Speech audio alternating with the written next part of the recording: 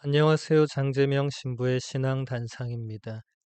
오늘은 작 필립 신부님의 평화 안에 머물러라라는 책의 한 부분을 보도록 하겠습니다. 필립 신부님은 이렇게 말합니다. 우리는 중요한 결정을 앞두고 있을 때 지나치게 서두르거나 조급해하지 말아야 합니다. 사정을 잘 살펴보면서 우리 마음이 좋은 해결책을 향하여 평화롭고 부드럽게 나아가게 하려면 어느 정도 느긋해야 합니다. 성 빈첸시오 드 폴은 충분히 성찰하고 무엇보다 기도한 후에야 비로소 어떤 결정을 내렸기에 그의 주변 사람들은 그가 너무 느리게 결정한다고 생각했습니다. 그러나 열매를 보아야 나무를 판단할 수 있는 법입니다. 중요한 결정을 앞두고 있을 때 지나치게 서두르거나 조급해하면 나중에 그 결정에 뭔가 문제가 있었음을 발견하는 경우가 많죠. 그래서 중요한 결정을 앞두고 있을수록 서두르거나 조급해하지 않고 느긋하게 또 무엇보다 빈첸시오 성인의 모범을 따라서 충분히 성찰하고 기도한 후에 결정을 내려야 한다는 것입니다. 필립 신부님의 말대로 열매를 보아야 나무를 판단할 수 있는 법이죠. 우리 한국 사람들은 특히 빨리빨리의 문화에 적응되어 살고 있는 사람들이죠. 뭐든지 빨리 처리하는 것이 미덕인 사회죠.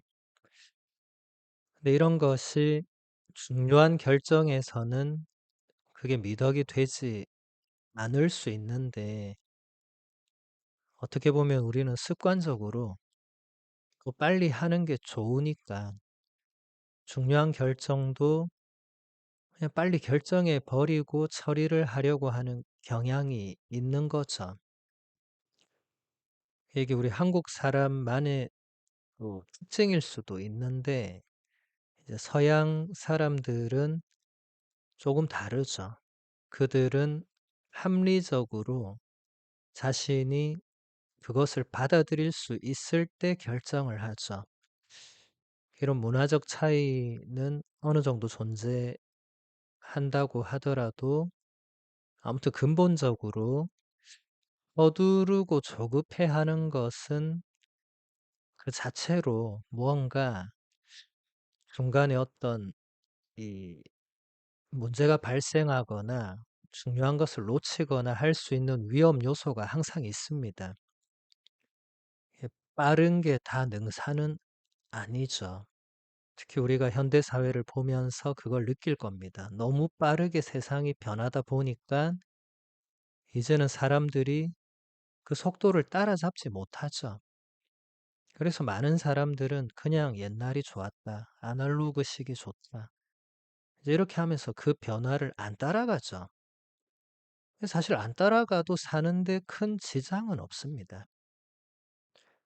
그러니까 우리의 그 빨리빨리라는 이 잠재된 의식과 그 문화 안에서 지혜롭게 조금 뭔가 중요한 것들을 할 때는 조금 여유를 가지고 결정하는 것이 필요하다라는 것입니다. 또 필립 신부님은 이렇게 말합니다. 누구나 영성 생활을 하다 보면 아무 빛도 보이지 않아서 영적 지도자의 도움 없이는 평화롭게 식별하거나 어떤 결정을 내릴 수 없는 상황을 만나게 됩니다. 주님께서는 우리가 스스로의 힘에 자족하기를 바라지 않으십니다. 우리가 때때로 자신의 힘으로 빛과 평화를 찾지 못하도록 이끄시는 것도 주님의 교육 방법 중에 하나입니다. 짧은 문장들 안에 많은 내용이 있는데 누구나 영성 생활을 하다 보면 아무런 빛도 보이지 않아서 영적 지도자의 도움 없이는 평화롭게 식별하거나 어떤 결정을 내릴 수 없는 그런 상황, 영적 어두움의 상황을 만나게 된다는 것입니다. 이것은 성인 성녀들도 다 한결같이 걸어갔던 길입니다. 그 누구도 예외가 없다는 것이죠. 문제는 일단 우리 신앙인들이 영적 지도자가 거의 없다는 것입니다. 그런 시스템이나 체계도 거의 없다는 데에 문제가 있습니다.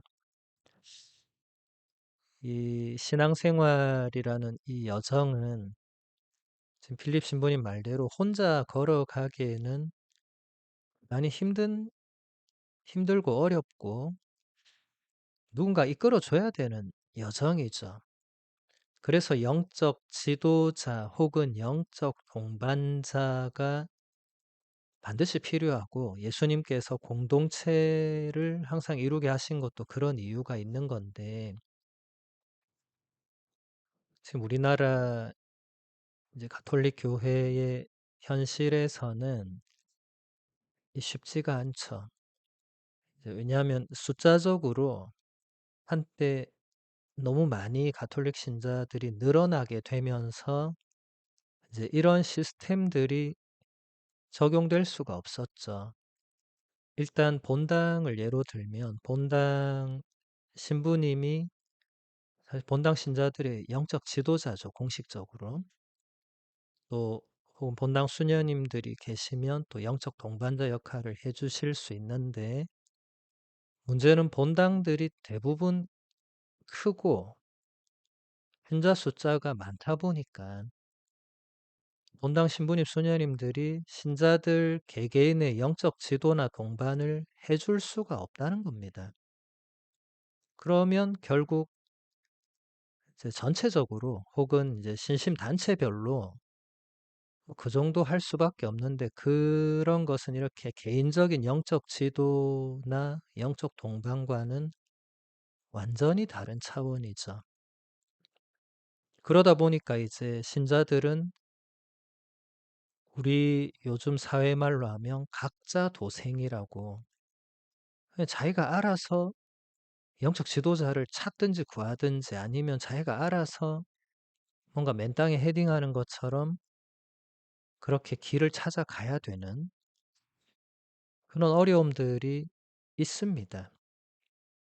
그리고 본당뿐만 아니라 뭐 우리 교회 전체가 마찬가지라고 할 수 있겠죠. 영적 지도와 영적 동반 이것이 구체적으로 지금 시스템화 되어 있지 않은 상황에서는 누구나 각자 도생을 할 수밖에 없습니다. 그래서 이것은 참 현실적인 어려움이고 당장 뭐 현실에서 이런 것이 제도화되거나 바뀔 수는 없는 부분이니까 신자 여러분들이 각자 좋은 영적 지도자나 좋은 영적 동반자를 찾는 것이 대단히 중요한 일이고 일단 잘 찾을 수 있도록 주님께 기도하고 또 찾아낸다면 이제 그분과 어떤 본인의 그런 내면의 상황들을 그분께 이제 이끌어 달라고 도움을 청해야 되겠죠. 두 번째 부분을 보면 주님께서는 우리가 스스로의 힘에 자족하기를 바라지 않으신다는 것. 우리가 때로는 우리 자신의 힘으로 빛과 평화를 찾지 못하도록 이끄시는 것이 주님의 교육 방법 중에 하나라는 것. 이것이 앞에 영적 지도와도 이어지는 부분이죠. 일단 하느님께서는 우리가 그냥 우리 힘으로 만족하고 이 정도면 됐다 하는 그런 것을 적어도 신앙의 여정에서는 원하지 않으신다. 예수님 시대의 바리사이들을 생각해 보면 그들은 스스로 하고 있는 것에 만족했죠. 이 정도면 됐다고 생각했죠. 그래서 참된 빛과 평화를 찾지 못했죠. 참된 빛과 평화 자체이신 예수님이 오셨지만 알아보지 못했고 받아들이지도 못했죠. 적어도 우리가 그런 사람이 되어서는 안 될 것입니다. 그래서 누구든지 이것은 뭐 신자들뿐만 아니라 사제나 수도자도 마찬가지죠. 자기 힘으로 '이 정도면 됐다.' 이렇게 생각하는 건 위험합니다. 열심히 신앙생활하고 깊이 있게 이제 내면의 생활, 영적인 생활로 들어가면 들어갈수록 자신이 얼마나 약하고 부족하고 죄가 많은지를 알게 되고 보게 되고 깨닫게 되죠. 그러면 자기 자신의 힘에 의지하고 기댈 수가 없습니다. 빛과 평화를 자기 힘만으로 찾아낼 수가 없는 거죠. 누군가가 도와줘야 되는 겁니다. 그 누군가의 도움을 받아야 되는 거죠. 우리가 이 신앙생활은 하느님께서 개개인을 부르시는 것 같지만 결국 개개인을 어디로 부르시냐면 공동체로 부르시거든요. 공동체는 두 사람이어도 공동체입니다. 뭐 여러 사람이면 말할 것도 없고. 그러니까 이 영적 지도나 영적 동반은 대단히 중요한 겁니다. 그것이 마치 세포처럼 우리 교회 안에 어떤 기본적인 단위로 존재를 해야만 더 큰 공동체가 지속적으로 영성 생활이 가능해지죠. 그렇지 않으면 숫자만 큰 공동체가 될 위험이 있고 그 숫자는 언제든지 줄어들 수밖에 없고 지금 우리가 3년 동안 코비드 이제 전 세계적인 팬데믹을 겪으면서 충분히 눈으로 보고 있죠. 숫자적으로는 모든 공동체들이 다 줄어들었죠.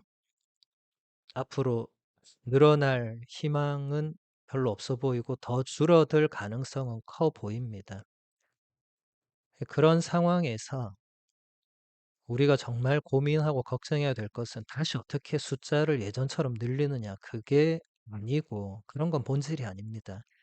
어떻게 하면 우리 신앙 공동체의 가장 기본적인 이 조직 혹은 단위라고 할 수 있는 이 영적 지도와 영적 동반을 어떻게 하면 좀 체계화하고 시스템화하고 그렇게 제도적으로 좀 제도적으로까진 좀 어렵겠지만 어떻게 그게 좀 자리를 잡게 할 수 있을까? 성인 성녀들은 혼자 결코 그 길을 가지 않았거든요. 언제나 누가 옆에 있었습니다. 영적 지도자나 영적 동반자가 있어서 길을 제대로 잡아줬죠. 성인 성녀들은 때로는 불과 같은 열정을 지닌 분들이 계셨기 때문에 이 열정이 앞서다 보면 길을 잘못 들 수도 있죠. 그럴 때마다 옆에서 영적 지도자 혹은 동반자가 "그쪽 아닙니다."라고 혹은 조금 진정하라고 잡아주고 도와주는 분이 계셨던 거죠. 그렇게 해서 끝까지 가는 거지 나 혼자 모든 것을 결정하고 이것은 쉽지 않은 일입니다. 여러분 어린아이를 생각해 보시면 어린아이가 뭔가 혼자 결정하고 할 때 잘못된 결정을 하거나 실수하거나 이런 경우가 많죠. 근데 어른들이 이해하죠. 쟤는 아이니까. 자, 그러면 우리가 신앙인으로 생각할 때 신앙적으로 우리는 대부분 영적으로 성숙하지 못한 어린아이 수준에 머물러 있죠. 그러니까 우리가 신앙적으로, 영적으로, 내적으로 뭔가를 결정할 때는 세상의 어린아이들이 결정할 때처럼 유치하거나 실수와 오류로 차 있거나 잘못된 결정을 충분히 할 수 있죠. 그리고 그것을 신앙적으로 내적으로 성숙한 사람들은 그것을 그렇게 잘못됐다고 판단하기보다 충분히 그럴 수 있다고 이해할 수 있죠.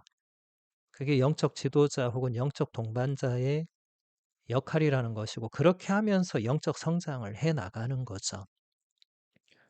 그래서 신자 여러분들께 제가 제안하는 것은 당장 좋은 영적 지도자나 좋은 영적 동반자를 당장 찾을 수 없는 경우에는 그런 책을 찾아서 그런 역할을 해 주는 책을 읽고 그 책으로 이제 영적 지도를 받으시면 좋겠다는 것입니다.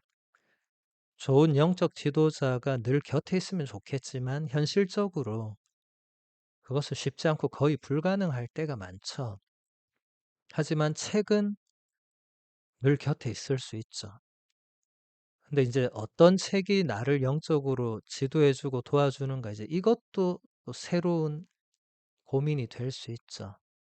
이제 그런 것은 이제 본당의 신부님이나 수녀님이나 뭐 잘 아는 신부님이나 수녀님 혹은 주위에 좀 열심한 신앙생활을 하고 계신 분들 혹은 오래 신앙생활을 하신 분들에게 지금 내 상황과 나의 신앙의 수준이 요 정도인 것 같고 그래서 내가 어떤 책을 읽으면 좋겠는지를 추천해 달라고 하면 아마 다 추천해 주실 것입니다.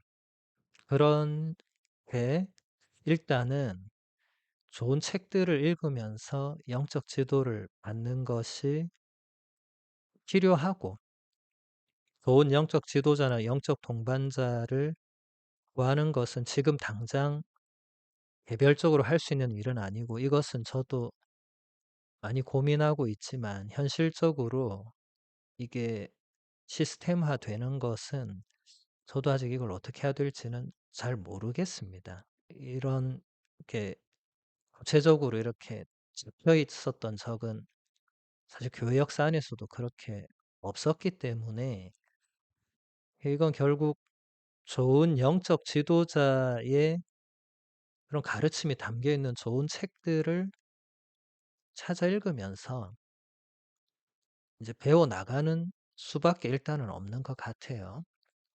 그래서 여러분들이 좋은 책은 요즘 참 많습니다. 예전에도 많았고 얼마든지 찾으려고 하면 찾을 수 있으니까 그렇게 해서 영적 지도의 도움을 받으시면 좋겠습니다. 오늘은 여기서 마무리하겠습니다. 선주의 성모님 당신의 보호에 저희를 맡기오니 어려울 때 저희의 간절한 기도를 외면하지 마시고 항상 모든 위험에서 저희를 구하소서. 영화롭고 복되신 동정녀시여